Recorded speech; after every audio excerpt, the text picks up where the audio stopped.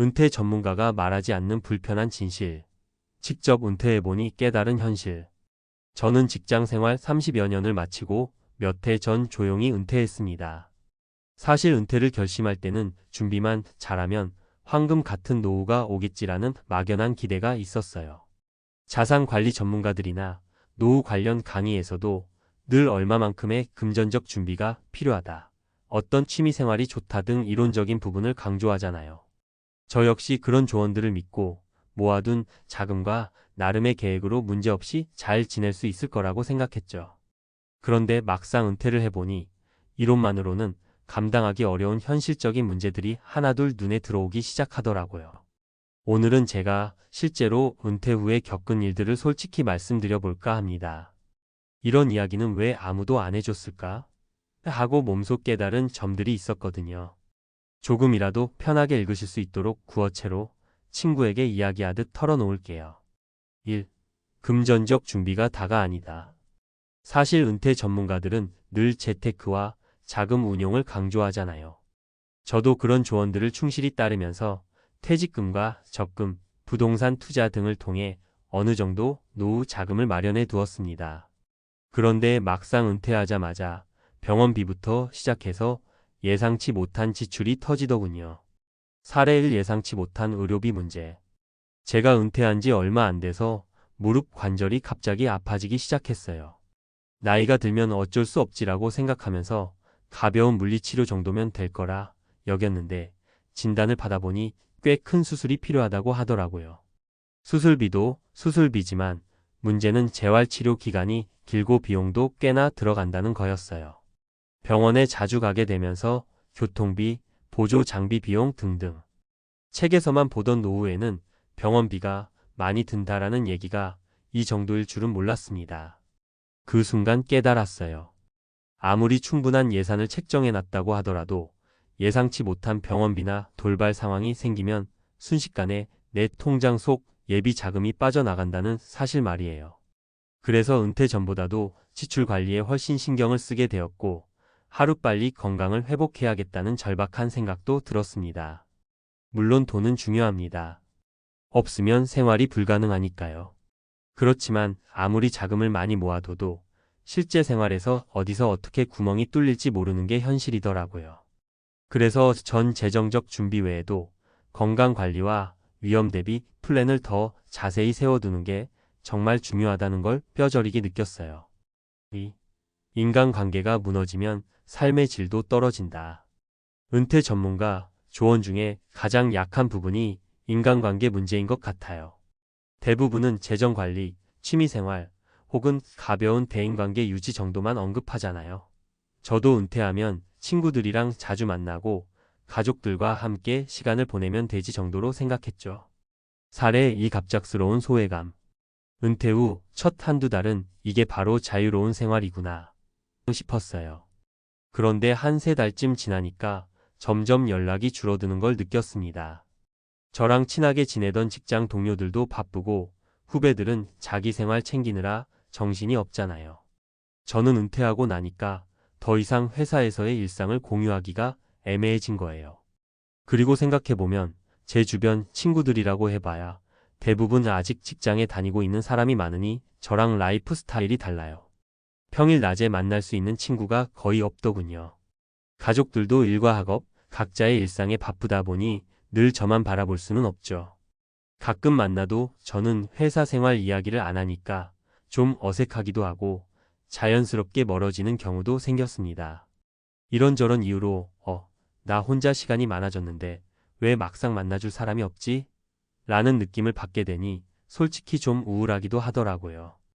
은퇴 전에는 회사라는 소속을 통해 자연스럽게 사람들과 관계를 맺고 교류가 있었는데 그게 사라지니까 마음이 허전하고 소외되는 느낌이 들었습니다.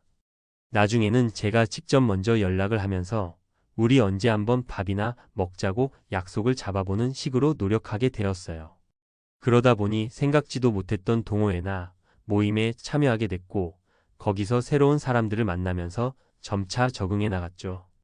결국 은퇴 후의 인간관계는 저절로가 아니라 의식적으로 노력해야 유지된다는 걸 깨달았습니다. 3. 시간을 보내는 방식, 결국 나 스스로 찾아야 한다. 은퇴 전문가들이 은퇴 후에는 취미를 갖고 자기 개발을 해야 한다고들 하잖아요. 저도 은퇴 전에는 그동안 하고 싶었던 거 마음껏 할 수 있겠지라고 생각했습니다. 예를 들어 여행이나 독서, 운동 같은 것 말이죠. 사례 3 취미도 결국 네모. 처음에는 이것저것 배우려고 시도해 봤어요. 꽃꽂이, 수영, 요리 같은 프로그램을 등록하기도 했고 문화센터에서 강좌도 들어봤죠. 그런데 오래 다니지 못하는 경우가 많았습니다. 막상 해보니 제 성향에 안 맞거나 배우다가 금세 흥미가 식기도 했습니다. 결국 이건 아니야 싶은 게 반복되다 보니 어느 순간은 내가 이걸 왜 하고 있지? 나는 원래 뭘 좋아했지? 하고 한참을 고민하게 되더라고요. 그리고 은퇴 전에 이것만 끝나면 하고 싶다고 생각했던 일들이 막상 시간이 주어지니까 의외로 재미가 없을 수 있다는 것도 알았어요. 그때 제가 깨달은 건 취미나 자기계발도 결국엔 나 스스로 방향을 잡고 적극적으로 즐길 수 있어야 한다는 점이었어요. 평생 직장 생활하면서 의무감으로 일만 해왔더니 정작 스스로 진짜 하고 싶은 일이 뭔지 찾는 게 생각보다 쉽지 않았어요. 그래서 한동안은 무얼 하든 감이 안 왔는데 결국 여기저기 부딪히면서 나에게 맞는 취미와 즐길 거리를 찾아 나갈 수밖에 없었죠. 지금은 그래도 다음 주엔 어떤 모임에 갈까?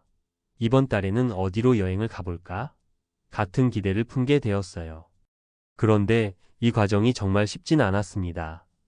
꾸준한 시도와 실패가 있어야 이게 내 길이구나라는 걸 알아낼 수 있더라고요.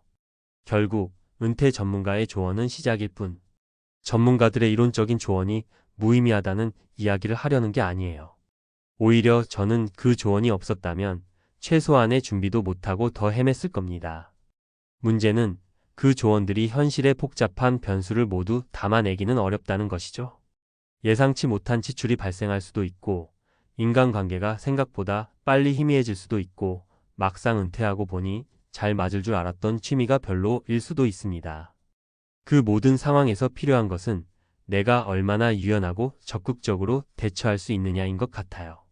은퇴는 일을 안 하는 상태가 아니라 새로운 삶의 장을 여는 과정이라고 저는 생각합니다. 새 직장에 입사하면 업무 파악이 필요하고 새 동료들과 친해지는 과정이 필요하듯이 은퇴 후 삶도 마찬가지예요. 수십 년간 누려왔던 직장이라는 울타리를 벗어나 나만의 울타리를 새로 만들어야 하죠. 이 과정에서 가장 중요한 건 아무리 외부 조언을 듣더라도 결국 스스로 고민하고 시행착오를 겪어봐야 진짜 나에게 맞는 해답을 찾을 수 있다는 점이에요. 재정적 준비는 최소한으로 필요하지만 그 최소한이 지켜지는 가운데 나머지 인생은 여전히 내가 스스로 설계해야 할 몫이더라고요. 맺으며 은퇴 후 삶을 내 이야기로 만들기. 저도 은퇴 전에는 주변에서 은퇴 이후에 뭘 할 건지 준비해 둬야 한다는 말을 귀가 달도록 들었어요. 근데 막상 겪어보니 준비만으로는 부족함이 많았습니다. 직접 부딪히면서 조정해 나가는 능력이야말로 은퇴 후에 가장 필요한 역량이었습니다. 혹시 지금 은퇴를 준비하시거나 이미 은퇴하시고 왜 이렇게 내 삶이 생각과 다르지? 하고 당황스럽다면 너무 자책하지 않으셨으면 해요. 이런 시행착오가 필연적인 과정이더라고요. 제가 말씀드린 세 가지 사례 예상치 못한 지출, 인간관계의 변화, 적성에 맞는 취미 찾기 모든 게 삶을 다시 재설계하는 과정에서 자연스레 마주치는 문제였습니다. 조금씩 방향을 잡아가면서 내가 원하는 노후, 내가 진짜 즐길 수 있는 은퇴 생활을 찾아가는 게 중요하다고 봅니다. 게다가 요즘은 100세 시대라고 하지 않습니까? 60세 전후로 은퇴한다면 아직도 3040년이 남은 긴 시간이에요. 그 기간을 활기 있고 재미있는 생활로 만들려면 남의 말만 듣기보다는 내 삶의 우선순위와 관심사를 스스로 확인하고 실행해야 한다고 저는 믿습니다. 마지막으로 건강은 기본이니 너무 무리하지 마시고 몸부터 잘 챙기시길 권해드리고 싶어요. 아무리 재정 상태가 좋아도 건강을 놓치면 재미있게 누릴 수 있는 게 많이 제한되거든요. 더불어 주변 사람들과의 연결고리가 끊기지 않도록 부지런히 연락하고 새로운 사람들을 만날 기회를 만들어 보세요. 그리고 취미나 자기개발 활동은 이건 재미없으면 말지 하는 가벼운 마음으로 여러 가지를 시도해 보시길 바랍니다. 저는 은퇴라는 새로운 삶의 장에서 여전히 배우고 때로는 실수도 하고 있어요. 그렇지만 그 모든 과정이 내 이야기가 만들어지는 시간이라고 생각하니 한편으로는 꽤 흥미롭기도 합니다. 여러분도 여러분만의 은퇴 생활을 직접 만들어 가시길 응원합니다. 이 글이 조금이라도 마음의 짐을 덜어주고 현실적인 도움이 되었으면 좋겠습니다.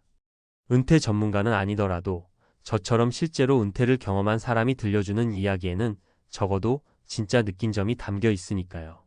우리 모두 내일이 더 기대되는 은퇴 생활을 향해 한 걸음씩 나아가 보자고요.